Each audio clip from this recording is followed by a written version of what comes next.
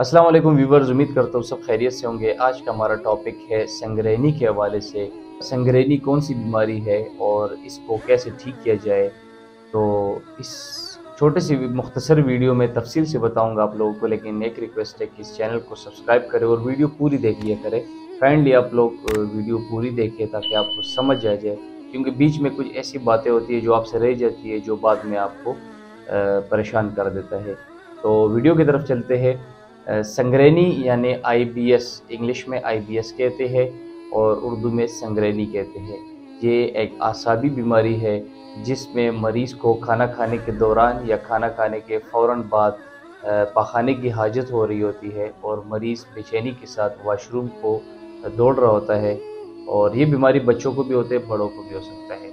पाकिस्तान में इसके केसेस इतने ज़्यादा नहीं हैं, लेकिन फिर भी बीमारी है चूँकि, तो इसलिए मैं इसकी डिटेल बता रहा हूँ। इस बीमारी में या तो लूज़ मोशन लग जाते हैं और या कब्ज़ हो रहा होता है, और कभी ऐसा भी होता है कि न कब्ज़ होता है न लूज़ मोशन होता है। अगर नॉर्मल पखाने की आदत हो जाए और पखाना किया जाए तो मरीज़ की तबीयत कुछ बेहतर होता है, लेकिन अगर लूज़ मोशन हो रहे हो तो सुस्ती, थकावट, सर दर्द, जिस्मानी दर्द मरीज़ को ये महसूस हो रहा होता है। और अगर कब्ज़ हो तो मरीज़ के मुंह में छाले बन जाते हैं, मरीज़ का चेहरा सफ़ेद हो जाता है और पाँव दुख रहे होते हैं, और ऐसी सुस्ती हो जाती है कि मरीज़ नहायत ही कमज़ोर होना शुरू हो जाता है।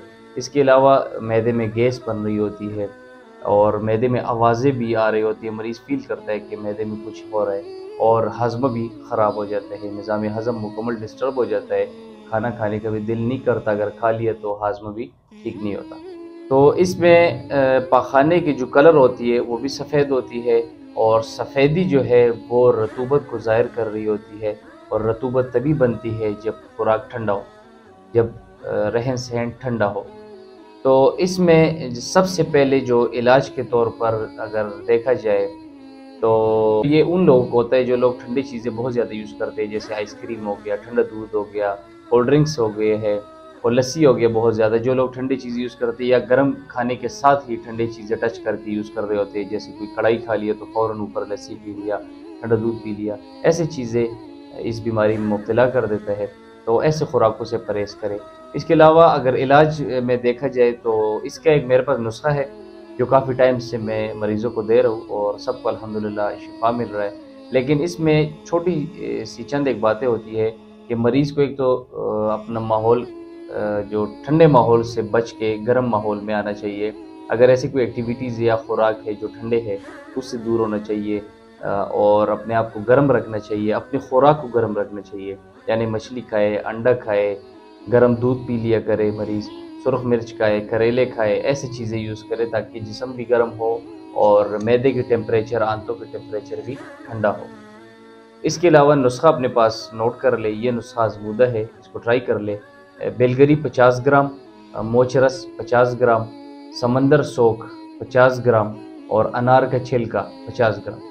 इन चारों को पाउडर कर ले और सुबह, दोपहर, शाम ताज़ा पानी के साथ रेगुलरली इस्तेमाल करें। खाना खाने के बाद इस्तेमाल करें, और परहेज़ जो बताया कि ठंडी चीज़ें छोड़ दें ताकि ये गर्मी इसको मिलते साथ ही रतूबतें पिघल जाए और आपका टेम्परेचर बॉडी का वापस अपने हालत पे आए। क्योंकि खाना तभी हज़म होगा जब आपकी बॉडी का टेम्परेचर नॉर्मल होगा, जब मैदे की जो अपनी टेम्परेचर है, यानी जो हम खाते हैं, जो पीते हैं, या ठंडा पानी फॉर एग्ज़ाम्पल हम पी लेते हैं, अगर मैदा गर्म है तो वो उसको गर्म में कन्वर्ट करके तो हज़म कर देता है।